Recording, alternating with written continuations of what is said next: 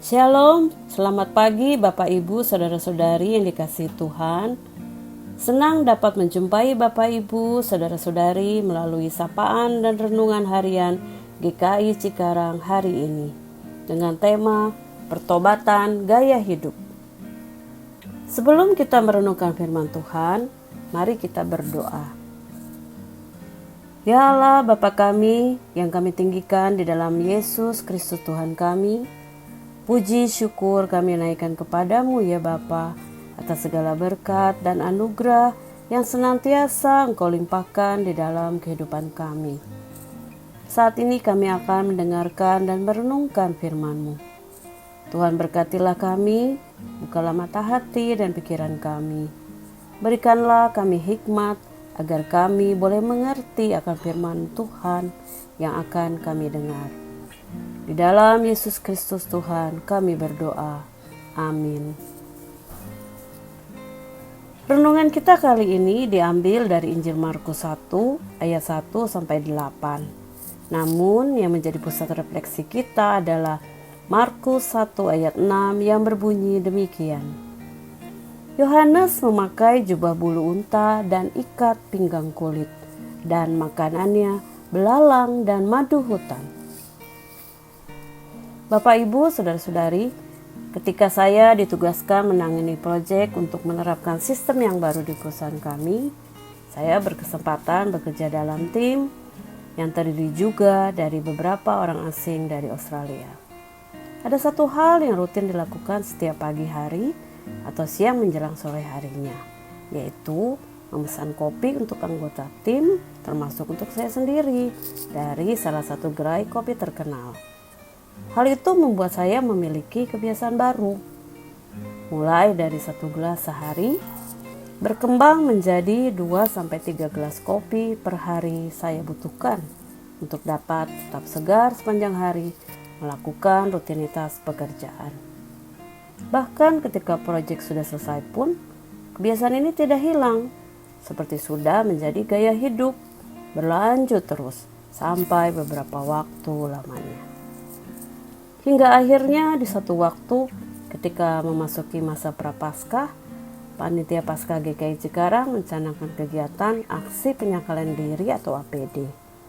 Dan saya menyadari bahwa saya perlu dan merindukan untuk dapat merubah, bahkan lepas dari kebiasaan ini, agar dapat memiliki pola hidup lebih sehat dan juga dapat mengalokasikan uang untuk hal lain yang lebih bermanfaat.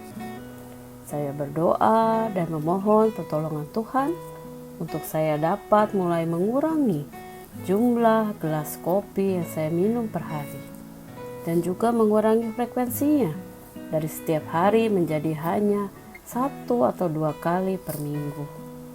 Tentunya diperlukan usaha keras dengan terus berdoa dan termasuk juga usaha dengan menyediakan asupan pengganti yang lebih sehat seperti buah-buahan dalam mendukung aktivitas saya bekerja.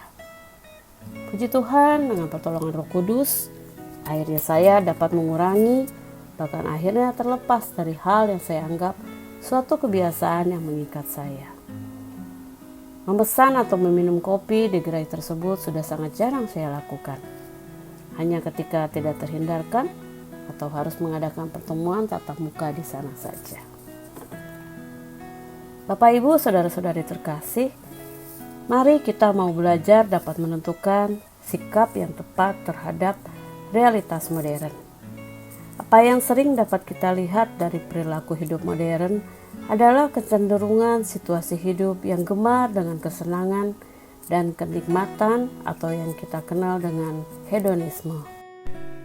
Di masa ini, seringkali sesuatu yang sebenarnya tidak kita butuhkan dan tidak kita rasakan sebagai kebutuhan ditawarkan di sekeliling kehidupan kita sedemikian rupa sehingga kita merasa membutuhkannya.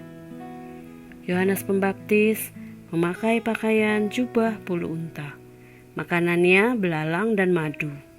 Ini adalah pakaian dan makanan paling sederhana. Saya yakin dan percaya Yohanes Pembaptis menjalani kehidupan yang penuh pengabdian kepada Allah. Penampilan dan perilakunya mendorong orang yang datang kepadanya untuk meninggalkan kehidupan yang hanya memanjakan diri sendiri sebagai persiapan kedatangan Mesias. Yohanes Pembaptis hidup di padang gurun. Dia membutuhkan pakaian yang cocok, yang dapat memberikan proteksi terhadap cuaca dingin, panas, dan hujan. Dia bergantung pada alam dan kepada Tuhan untuk kebutuhan hidupnya. Dengan nama besarnya, Yohanes Pembaptis tetap menjalani kehidupannya dengan penuh kepantasan dan kesederhanaan. Dari sini kita mau belajar bahwa Tuhan tidak berhutang akan apa yang kita suka dan kita inginkan. Akan tetapi, Ia akan menyediakan untuk kita hal-hal yang kita butuhkan dalam menjalani panggilan Tuhan dalam diri kita. Bapak, Ibu, saudara-saudari terkasih, kita dapat berefleksi dari firman Tuhan ini, yaitu dengan belajar menerapkan gaya hidup bersahaja dan bijaksana dalam menyambut kedatangan Tuhan. Amin. Mari kita berdoa. Ya Allah Bapa kami di surga, Allah yang kami puji dan sembah di dalam Tuhan Yesus Kristus. Terima kasih ya Bapa untuk firman-Mu yang sudah kami dengar hari ini. Terima kasih Engkau mengingatkan kami akan pertobatan gaya hidup. Terima kasih Tuhan, Engkau mengajarkan kami untuk hidup bersahaja dan bijaksana dalam menyambut kedatangan Tuhan. Kami memohon pertolongan-Mu ya Tuhan. Kami tidak mampu berjalan sendiri. Berkatilah kami di sepanjang kehidupan kami, di dalam segala tugas dan aktivitas kami. Terpujilah Engkau Allah yang pengasih. Terima kasih ya Tuhan, karena Engkau selalu ada bagi kami. Di dalam Yesus Kristus Tuhan, kami berdoa dan mengucap syukur. Amin. Demikian renungan kita hari ini. Semoga firman Tuhan hari ini dapat menyemangati kita di dalam melakukan aktivitas kita. Jangan lupa bagikan renungan ini kepada saudara-saudari yang lain. Tuhan Yesus memberkati.